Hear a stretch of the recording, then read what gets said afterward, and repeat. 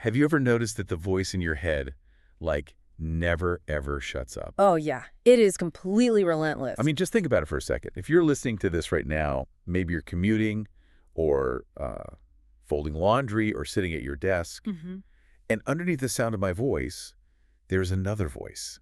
It's analyzing what I'm saying, or it's reminding you about that email you forgot to send. Or complaining about the temperature in the room. Exactly. It just goes on and on. And, usually when we talk about exploring the unknown, there's this expectation of looking outward. Right, Uh, like physical frontiers. Yeah, we think of astronauts, deep-sea divers, explorers, standing on the edge of some vast, physical space. Looking up at the stars. Totally. You look at those breathtaking images from the Hubble Space Telescope, like Yeah. the dusty spiral galaxy NGC 4414, or that incredible reflection nebula in the Pleiades. Those are stunning. Just these massive swirling clouds of gas and starlight. Right. If you haven't seen them, it's just this endless, infinite dark space filled with blazing light. It's comforting in a way because it's so huge, Yeah. and it makes our day-to-day problems seem so incredibly small. Yeah, give you a sense of scale. But then, you step into the world of your own mind. You cross the threshold into your own inner space, and suddenly that vastness isn't light years away. It is right here inside of you. Which is a very different kind of vastness. And honestly, looking inward at that endless landscape is sometimes twice as terrifying as looking out into the cosmos. Oh, it is the absolute definition of an uncharted frontier. I mean, we are so incredibly adept at mapping the outside world, right? Oh, yeah. We have GPS for our cars. We have satellites tracking weather patterns. We can map the ocean floor. Yeah, we know where everything is physically. But we spend almost zero time mapping the one place we actually live, which is our own consciousness. Right. We just blindly accept the chaos in there as normal. Which is exactly our mission for today's deep dive. We are embarking on this incredible journey inward. I'm really excited for this one. Me too. We're unpacking the profound, life-altering insights from Michael A. Singer's book, The Untethered Soul. Such an important text. It really is.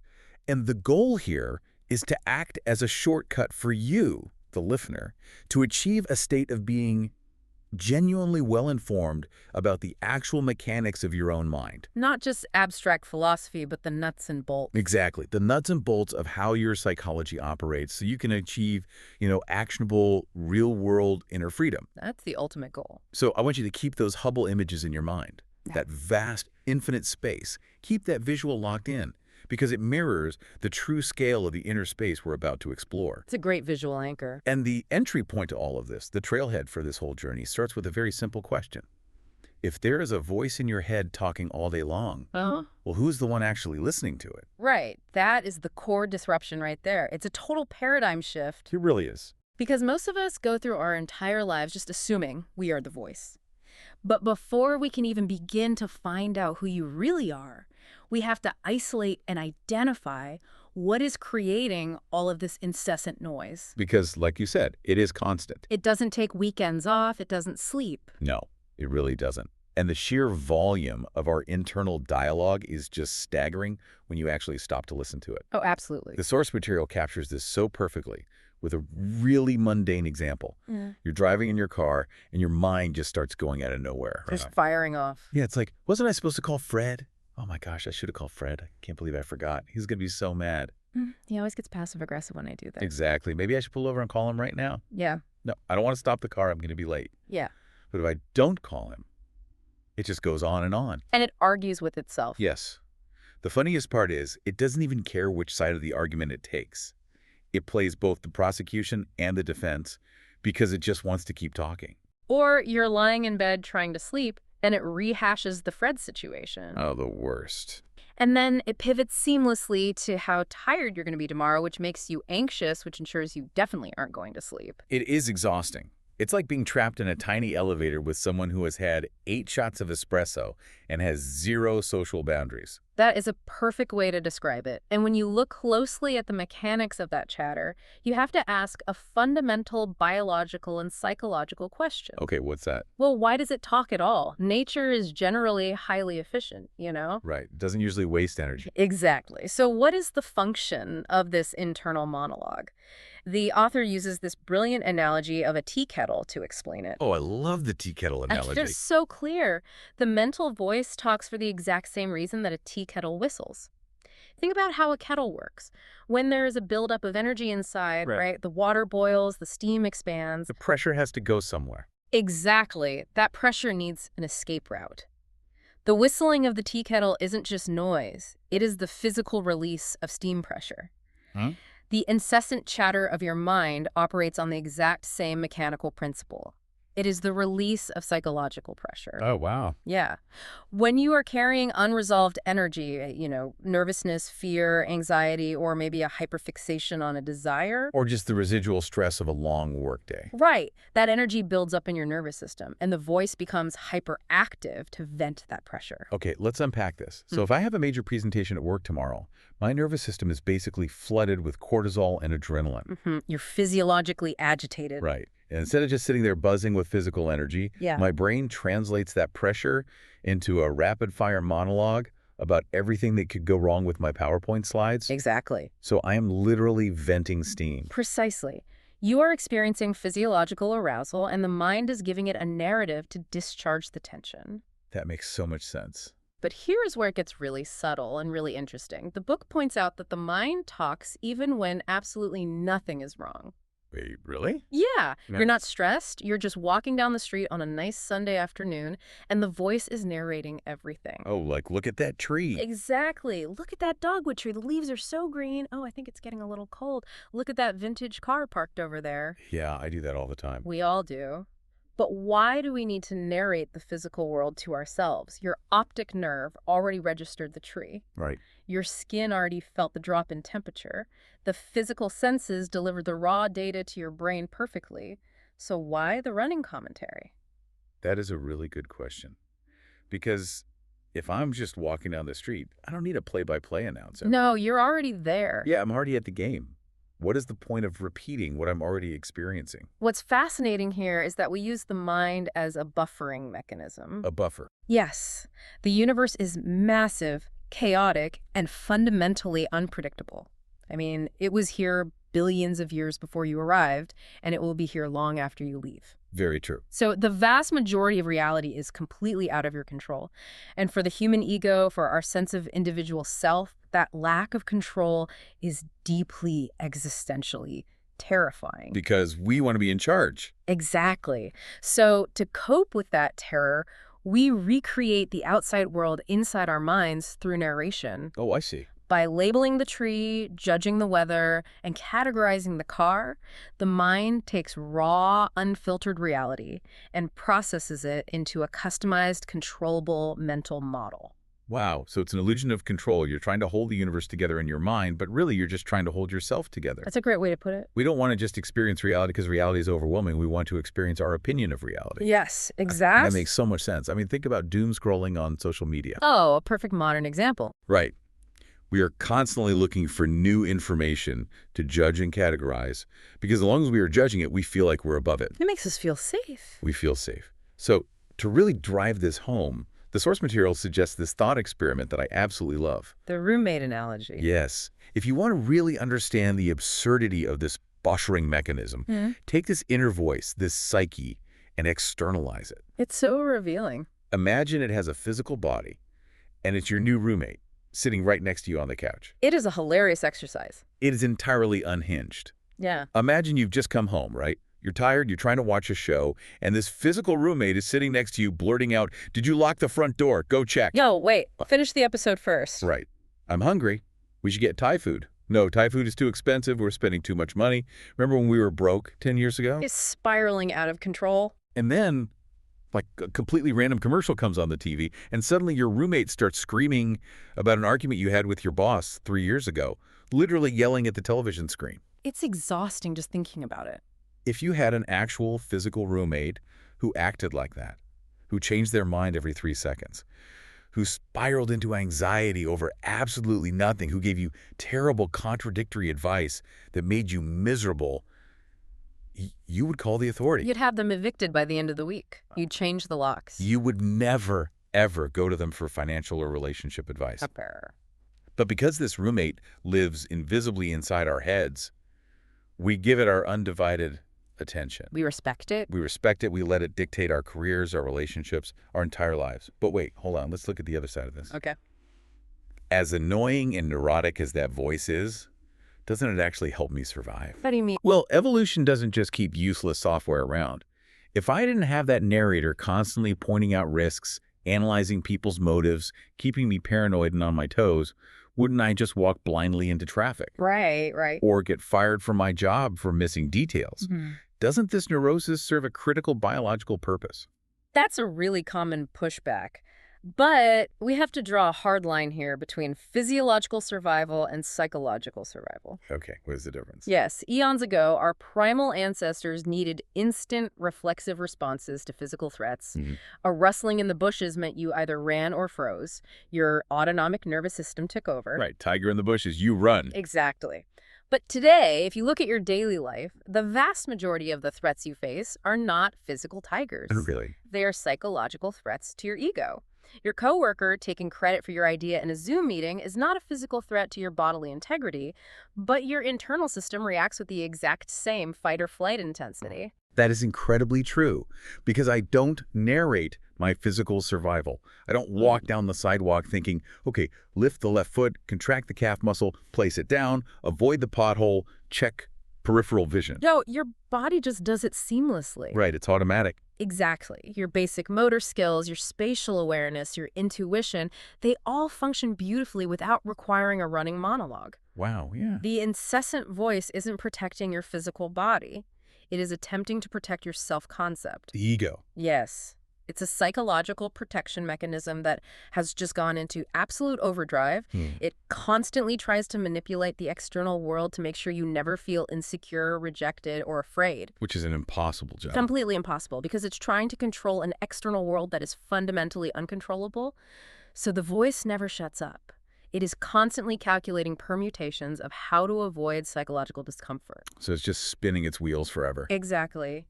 And the grand takeaway here, the first major leap toward real inner freedom is internalizing a very specific truth. Okay, lay it on me. You are not the voice of the mind. You are the one who hears it. You are the one who hears it.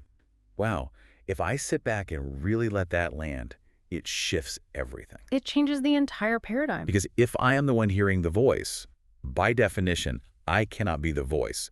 The listener is not the sound. Precisely. Which naturally leads us to this massive structural question. If I am not the neurotic roommate, if I'm not this anxious narrative running on loop, then who am I? Right. Who is the you that is trapped in the room listening to all this noise? This is the turning point of the entire philosophy in the book. It requires moving from an external orientation to a deeply internal one. Yeah, and the source material brings in Ramana Maharshi here, who was a deeply influential teacher in the yoga tradition. Very influential. And his entire method for achieving inner freedom rested on one relentless, almost aggressive point of inquiry.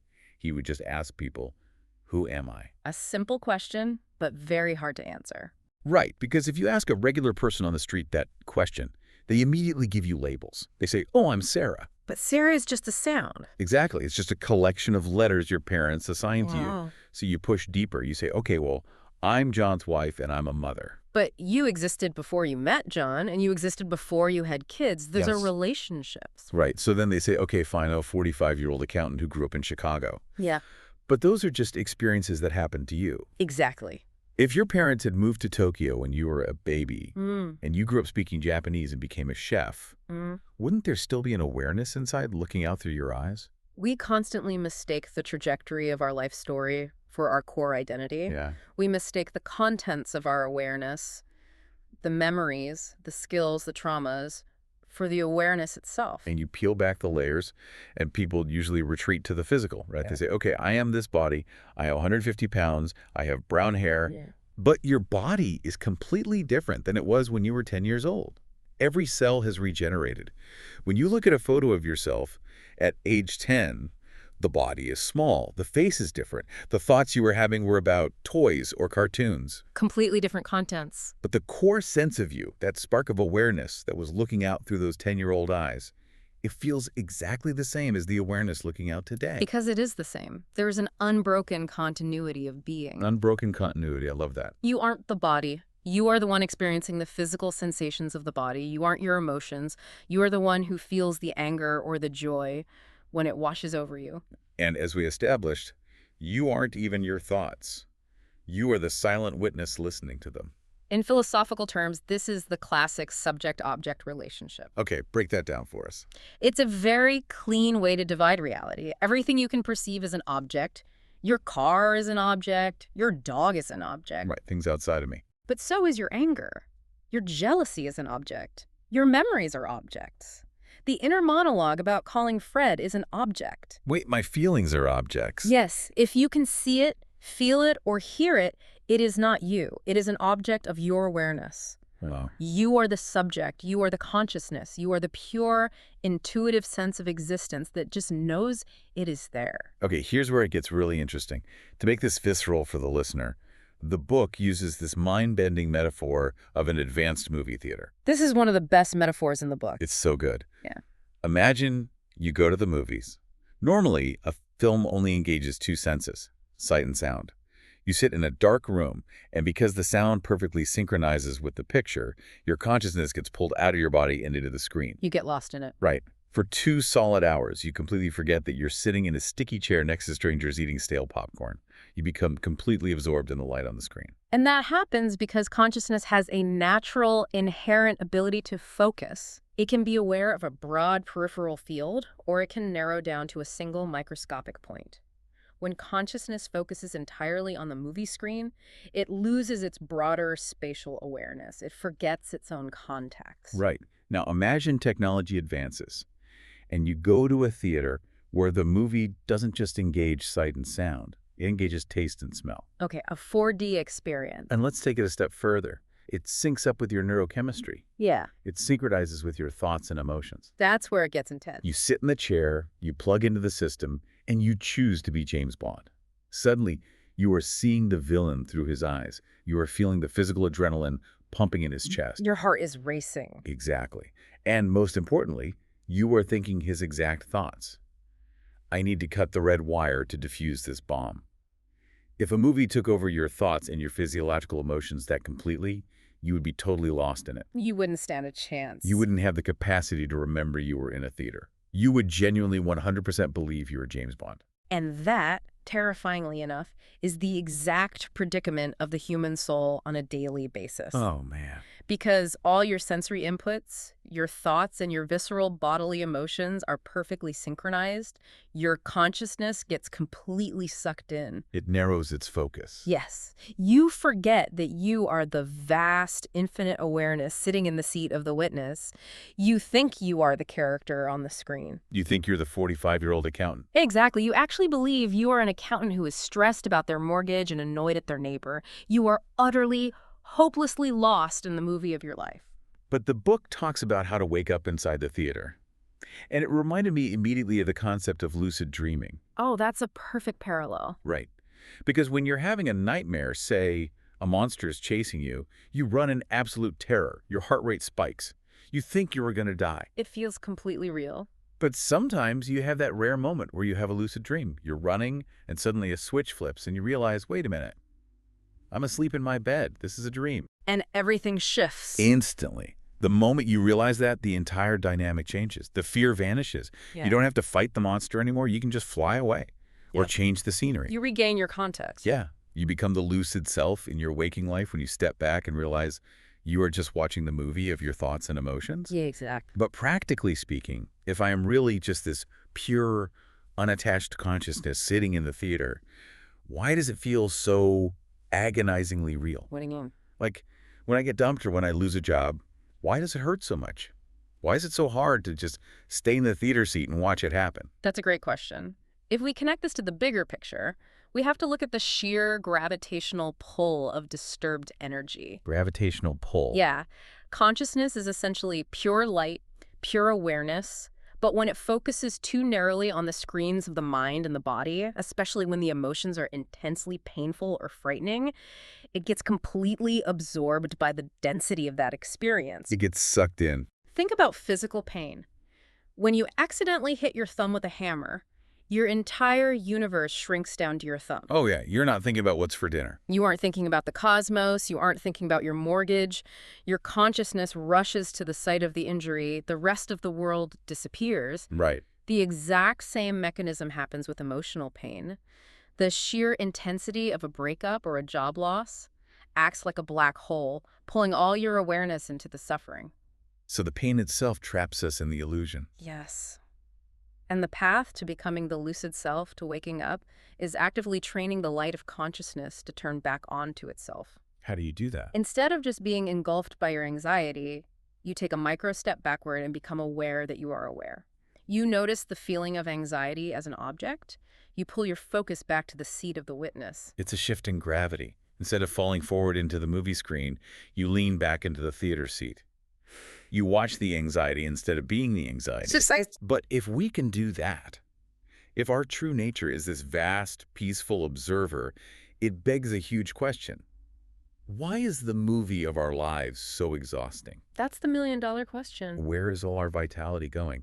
And that leads us into the mechanics of how we manage our inner energy, which honestly is a total blind spot for Western culture. Absolutely a blind spot. We understand physical energy perfectly. We eat food, we burn calories, we sleep to recharge. But the source material introduces a completely different energy system: chi, shakti, spirit. Western science is highly focused on the material, right? So it has historically ignored the physics of inner energy. Right. But practically speaking, it dictates our entire lived experience. Every single thought you generate, every emotion you actively suppress requires a tremendous expenditure of this inner energy. The book has this brilliant, undeniable example to prove that inner energy is completely distinct from the physical calories we eat. The breakup example. Yes, picture this. You're in your 20s, and the absolute love of your life breaks up with you. It comes out of nowhere. You are utterly devastated. Heartbroken. You fall into a deep, heavy depression. You can't even drag yourself out of bed. Your apartment is a total disaster. Laundry everywhere, dishes piled up. We've all been there. Now, physically, you're still eating delivery food, right? You're sleeping 14 hours a day, so you have plenty of physical calories and rest. The biology is fine. But you have absolutely zero energy. Your limbs feel like they are made of lead. Your energetic system is completely shut down. Right.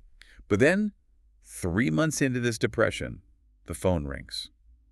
You look at the caller ID, and it's your ex. Oh, boy. You answer, and they are crying, saying that leaving you was the biggest mistake of their life, and they're begging to come over right now. And what happens? In a fraction of a second, you leap out of bed.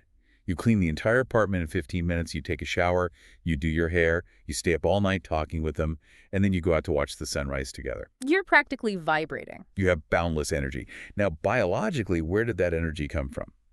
You didn't eat a magical protein bar. You didn't take a nap. The profound realization here is that the energy was always there. It didn't come from the external environment. It welled up from inside of you. It was just blocked. Exactly. You have a wellspring of essentially infinite energy within your core. The only reason you don't feel it all the time is because you actively block it. You close off. So how do we close off? Well, the ancient yogic traditions call these energy centers chakras, and the most powerful functional one we deal with on a daily basis is the spiritual heart. The heart center. Yes. You can think of the heart as an energy valve.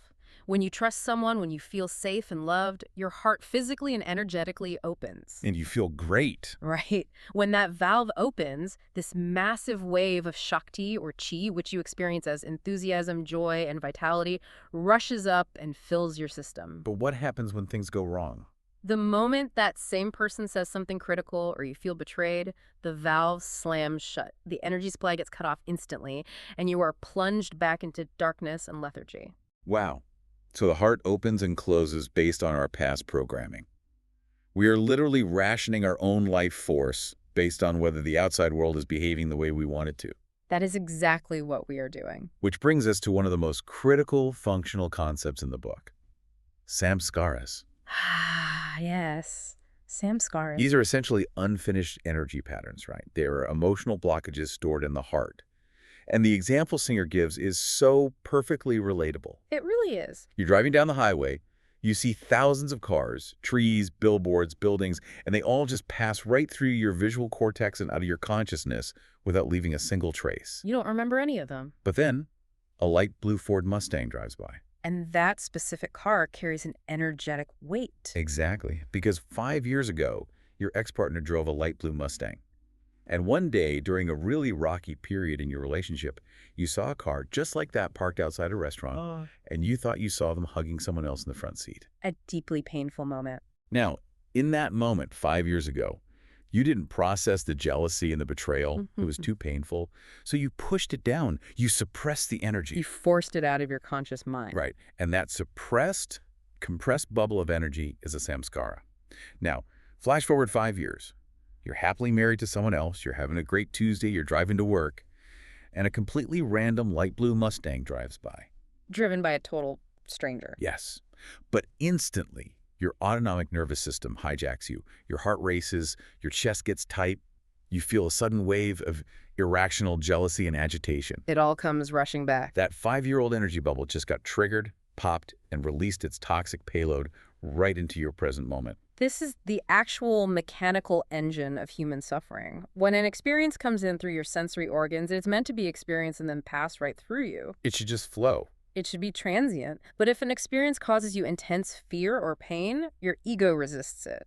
You refuse to let the energy pass. You hold on to it. You literally use your psychological willpower to hold that energy inside you, packing it down deep into the heart center. And it doesn't just disappear. No, it just waits. It stays there, circling around itself, waiting to be triggered by any sensory input that remotely resembles the original event. A smell, a tone of voice, a light blue car. And because we have all been living for decades, we have accumulated thousands of these triggers. We are walking minefields. That's a great analogy. And our entire life becomes an exhausting exercise in making sure nobody steps on our minds. I love the thorn in the arm analogy from the book because it visualizes this perfectly. It's very vivid. Imagine you have a physical thorn stuck deep in your forearm, right on a major nerve. If anything touches it, even a breeze, it is excruciatingly painful. It's unbearable. Because of this thorn, you can't sleep on your stomach, you can't walk through a crowded room, you can't hug your friends. So rationally, you have two choices. Choice one, do the painful work of pulling the thorn out so the wound can heal. Choice two, dedicate your life to making sure nothing ever touches it. And tragically, almost all of us choose the second option when it comes to our internal psychology. We really do. We build these massive, complex apparatuses to protect the thorn. We clear out the woods around our house so no branches can brush against us. We build a specialized bed frame so the blankets don't touch our arm. We engineer our whole lives around it. We literally design a hydraulic titanium protective suit with collision sensors just so we can go to the grocery store without anyone bumping the thorn. That is exactly what we do with our inner samskaras. It is exhausting just thinking about it. We have an inner thorn of feeling inadequate or a thorn of deep loneliness. And we construct our entire personality around protecting it. But wait, let's ground this in reality for a second. Okay, let's play devil's advocate. Let's say I have a deep-seated thorn of loneliness. Isn't finding a romantic partner the healthy, normal human solution? I mean, we are social creatures. True. If I'm lonely, going out and forming a connection to cure that loneliness seems like the right move, not some elaborate defense mechanism. It seems like the right move, but it is actually the great illusion of external seeking. How so? Using a relationship to cure your inner loneliness is exactly the same as building the titanium hydraulic suit to protect the thorn in your arm. Wait, really? Yes, you are making the external world responsible for managing an internal blockage.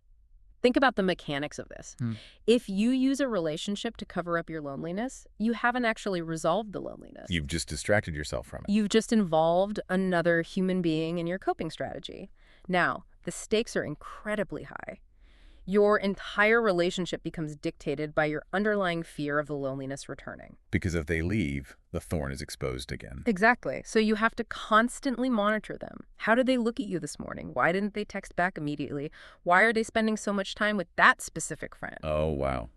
It breeds jealousy and anxiety. You spend your life dancing on the edge of rejection, hypersensitive to every micro-expression because they hold the keys to your psychological safety. That sounds like a terrible way to live. The relationship isn't actually based on pure, unattached love. It's based on the mutual avoidance of pain. If you don't remove the root, the samskara of loneliness itself, no amount of external validation, no marriage, no promotion will ever permanently fix you. Because the thorn is still in there? Because the thorn is still there. Wow. If you don't solve the core problem, you just devote your energy to avoiding it, and the avoidance mechanism ends up running your entire life. It becomes your master. That is a heavy truth to swallow, especially when you look at how we build our careers and marriages. So if protecting our inner thorns dictates our behavior, the most crucial question becomes, how do we actually pull the thorns out? The surgery. Yeah. How do we perform this internal surgery without our entire world collapsing? The book introduces what is essentially a universal law of the psyche: let go now or fall. Let go now or fall. That's intense. It is incredibly absolute.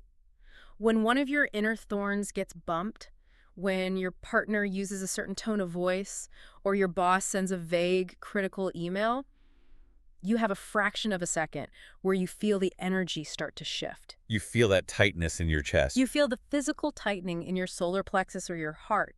In that exact moment, you have a choice. You must let go. Where else? You must fall back behind the energy into the seat of the witness and just observe it. If you don't let go immediately, you fall. And falling is ugly. Very ugly. The anatomy of a psychological fall is fascinating and terrifying because we've all done it 1,000 times. Let's walk through one. Let's look at a concrete example. Let's say a coworker completely takes credit for your project in a team meeting. Your specific thorn of feeling unappreciated and invisible gets hit hard. Boom. Triggered. You don't let go. You focus intensely on the injustice of it. And because consciousness is a powerful magnifying force, the more you focus your awareness on that anger, the more energy you feed it. It acts like an electromagnet. Exactly. Your consciousness gets sucked right out of that clear, lucid seat of the witness and plunges straight down into the dark, disturbed energy of the anger. And once you fall into that disturbance, your entire perception of reality warps. It's like putting on tinted glasses. Exactly, dark, distorted glasses. You are now looking at the world through the frequency of your anger. So suddenly, you don't just hate your coworker, you hate your entire job. You hate the commute home. You hate the dinner you're eating. Everything looks negative because your actual seat of consciousness is located inside a negative vibration. You descend entirely into your primal survival instincts. And the mind goes into overdrive. It starts screaming, I need to quit. I'm going to confront them. I should key their car in the parking lot. And if you actually act on those thoughts, you descend even further. The book calls this environmental pollution. Such a great term. It's what happens when you take your unhandled emotional garbage, your stimulated samskaras, and you dump them out into the world. You spread the misery. You bottle up the anger from that meeting, you drive home, and the second you walk through the door, you blow up at your spouse because they left a pair of shoes in the hallway. They had nothing to do with it. You are literally taking the toxic energy from your past blockages and planting it in the hearts of the people you love. That is how marriages erode. That is how lives become an absolute tangled mess. To stop this cycle, the solution the author provides is radical but completely necessary. You must fire your mind. Okay, let's unpack that. Firing the mind. What does that functionally mean? It means realizing that you gave your mind an impossible job description. Somewhere along the line, you told your mind, make sure everyone likes me, make sure nothing bad ever happens to me, Make sure my financial future is perfectly secure. and make sure I never ever feel any emotional pain. The mind is a phenomenal computer. It is a brilliant tool for solving practical problems like building a bridge or doing taxes. But it can't control the universe. Exactly. By asking it to solve your internal psychological disturbances, by manipulating the external world, you have literally broken your mind. Wow. That is why it is constantly neurotic. You have to formally relieve the mind of that duty. So what does this all mean in practice? To bring this into focus, the book uses the analogy of trying to quit smoking. Right, a very grounded example. People tried nicotine patches, chewing gum, hypnosis, reading books, all these complex multi-step methods to quit smoking. But the bottom line, the raw physical reality, is that the only way to stop smoking is to simply stop picking up a cigarette and putting it in your mouth. It's that simple, though not easy. Regardless of how intense the cravings are, regardless of the stress at work, the physical hand does not lift the cigarette. It's the same with psychological suffering. Just stop engaging. To stop suffering, you simply stop asking the mind to fix your inner problems. When the mind starts spinning about what your coworker did, you just don't participate. You withdraw your attention. You step back into the witness seat. But wait, let's play devil's advocate here again. If you're listening to this right now, you might be thinking, okay, if I just let go every time someone crosses a boundary like a coworker stealing my credit or a partner treating me poorly, am I just supposed to be a passive doormat? This raises an important question. Yeah, how is sitting back and doing absolutely nothing going to fix my real-world problems? This is the most common and dangerous misunderstanding of spiritual surrender. Letting go is exclusively an internal action. It is not an external one. Say more about that. Surrender does not mean you don't set boundaries or address toxic behavior. It Okay. means you fall back behind the disturbed energy first so you can actually see the situation clearly. Oh, I see. Think about it. If you confront your coworker while you are deeply lost in the disturbed energy of anger and insecurity, what happens? You're just going to create environmental pollution. You'll scream, they'll get defensive, HR gets involved, and nothing gets solved. Because you're just two egos clashing, two survival mechanisms fighting each other. Right. But if you withdraw your attention from the neurotic mind, if you consciously relax your shoulders, open your heart, and let the wave of anger pass through you without clinging to it, you eventually return to a place of inner clarity. The anger just burns off. Exactly. And once you are centered, you might still look at the situation and decide, yes, I need to go to my boss and correct the record. Or you might decide to calmly confront the coworker. But the energy behind it is totally different. No, you are taking external action from a place of deep wisdom and clarity, rather than a place of panicked, ego-driven survival instinct. That is such a vital distinction. You aren't suppressing the emotion by pushing it down, and you aren't ignoring the reality of the external world. You're just not reacting blindly. You were just refusing to let the blind panic animal inside you drive the car. You let the wave of pain or anger wash over you, you watch it hit the shore and recede, and then you decide how to act. It's true freedom. Which naturally brings us to the final stage of this whole journey. When we continuously do this work, when we commit to letting go of our reactions, when we stop building armor to protect our inner thorns, and we finally stop feeding the mind's addiction to solving problems, what is actually left? What's on the other side? Yeah. Yeah. What does a life of true inner freedom actually look like? It looks like stepping out of a self-made fortress. The book uses a really profound, beautiful allegory to describe this final transition. The house in the field. Yes. Imagine a stunning house built in the middle of a vast open field. The field is bathed in brilliant, warm, golden sunlight, but the person who built the house is terrified of the unknown outside. They don't trust the sun. So, to feel safe, they seal themselves inside. They build incredibly thick walls. They install heavy steel shutters on all the windows and lock them tight. They seal the doors. No natural light can get in at all. It's pitch black. They rely entirely on dim flashlights and emergency candles just to see where they are walking. They live in this dark, enclosed space for so long that they completely forget the sun even exists outside. Wow. They spend their entire lives frantically searching for batteries, shaking flashlights, trying to maintain just enough artificial light so they don't fall into total darkness. And the metaphor here is that those thick walls are made entirely of our thoughts. Our entire conceptual framework. Our concepts, our rigidly held beliefs, our past traumas, our judgments. We build a highly specific conceptual model of who we are and how the world is supposed to work, and we lock our consciousness inside it. We define ourselves by these limits. We say, I'm a Democrat, or I'm a Republican. I'm a successful lawyer. I am someone who always gets abandoned. I'm an introvert.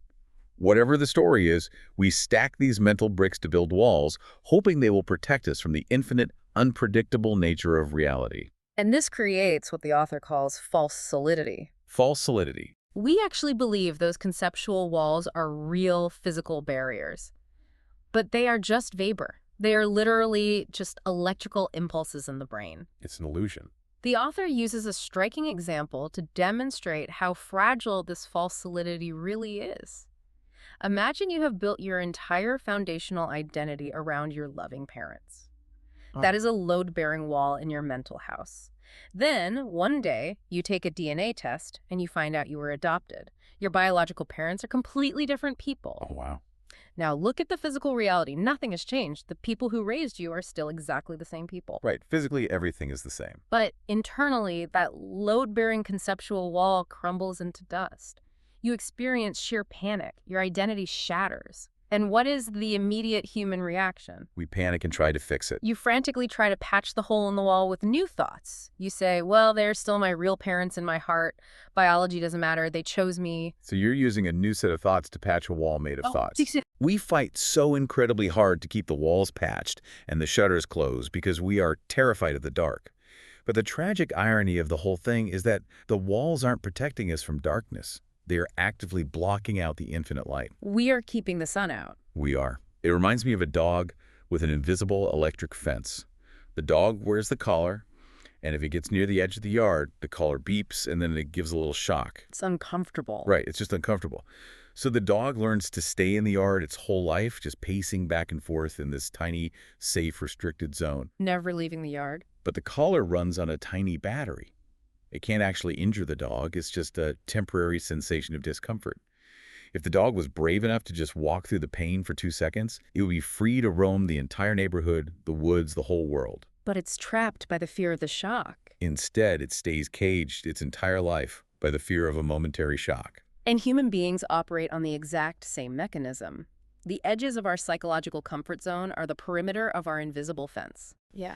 When life pushes us to the edge, when we feel a sharp pang of jealousy, or the deep fear of rejection, or the sting of a public insult that is the electric shock, We feel the buzz. we feel the discomfort, and we immediately pull back. We rationalize our behavior, we defend our egos, we try to control other people's actions, all to make sure we step back safely into the center of the yard. Back into the safe zone. But true spiritual growth, the actual path to liberation, is making the conscious decision to walk through the electric fence. That sounds hard. It is the willingness to lean directly into the discomfort of your edges, to relax your heart exactly when it screams to close, and to let the artificial walls crumble. I have to challenge this because taking down the wall sounds genuinely terrifying. It triggers all our survival instincts. If I tear down all my mental walls, Yeah.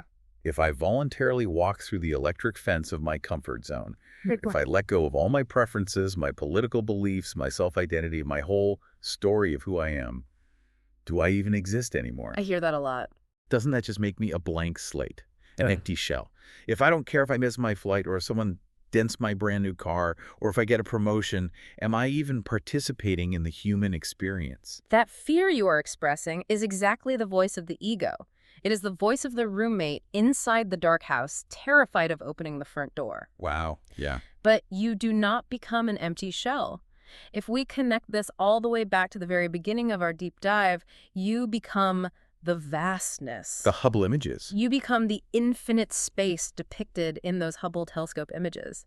You have to realize that limitations and boundaries only exist where you stop going beyond. Oh, that's good. When you let the false solidity of the ego fall away, you aren't left with a void of nothingness. You are filled with an ocean of energy. Inner energy we talked about. The chi, the spirit, the vitality flows into you completely unimpeded because there are no blockages left to stop it. You realize that you were never the tiny neurotic roommate hoarding flashlights in the dark. You are the awareness. You are the profound, quiet awareness that spans the universe. You don't lose your humanity. You actually finally get to experience the depth of it without the constant, suffocating filter of fear. The ultimate choice in life, as the book distills it so perfectly, is this. Do you want to be happy unconditionally? It really boils down to that. And if you ask most people, they say, yes, of course I want to be happy. But not if my partner leaves me. But not if someone dents my new car. But not if I lose my job. We put all these external conditions on our internal happiness. But if you truly, deeply decide you want to be happy unconditionally, you just make the commitment to stop closing your heart. No matter what happens. When the flight is delayed for 3 hours, you feel the initial shock of the electric sense. The frustration, but you let the wave pass, you consciously relax your shoulders, and you find the joy in whatever happens next. You read a book, you talk to a stranger. You just stop putting conditions on your inner peace. It is a radical commitment. You commit to never letting the external world dictate your internal state again. You let the walls fall, you walk through the fence, and you step out into the brilliant light of the open field. What an incredible place to land. Let's try to bring this massive journey together. We've covered a lot of ground. We have traveled today from being trapped in a tiny, dark room with a manic, neurotic roommate who never stops talking. The tea kettle! We've deconstructed our identity to discover that we are not that voice. We are the quiet, lucid observer, sitting in the theater of the mind. Waking up in the dream. We've learned the mechanics of our inner energy, realizing that we are walking around with inner thorns, samskaras, past traumas that dictate our behavior. The blockages in the heart. And we've seen that instead of building hydraulic armor to protect them, we must have the courage to pull them out. We do that by refusing to fall into the disturbed energy, by firing the mind from its impossible job of controlling the universe, and by relaxing and releasing exactly when our edges are hit. Let go now or fall. And finally, we've seen that if we have the courage to let our self-made fortress crumble, we don't disappear. We step out into infinite unconditional light. It really is the ultimate journey of human liberation. It's moving from survival to actual freedom. It really is. So to wrap up this deep dive, I want to leave you, the listener, with a final thought to mull over as you go about the rest of your day. A little homework. Exactly. Since your entire experience of reality is fundamentally shaped by where you choose to focus your consciousness, what would happen if, for just the next 24 hours, every time you felt a negative emotion, whether it's road rage or jealousy or anxiety about an email, you didn't claim it as yours? Just for one day. What if you didn't build a story around it? What if you treated that emotion like a fascinating passing comet moving through your orbit? Just watch it go by. You just sit back in the seat of the witness, watch it blaze brightly for a moment, burn up, and disappear into the vastness of space, leaving you completely untouched. It changes everything. Remember those breathtaking Hubble images? The quiet, the majesty, the endless frontier. That isn't just out there in the stars. That is exactly what you are, deep inside, waiting to be explored.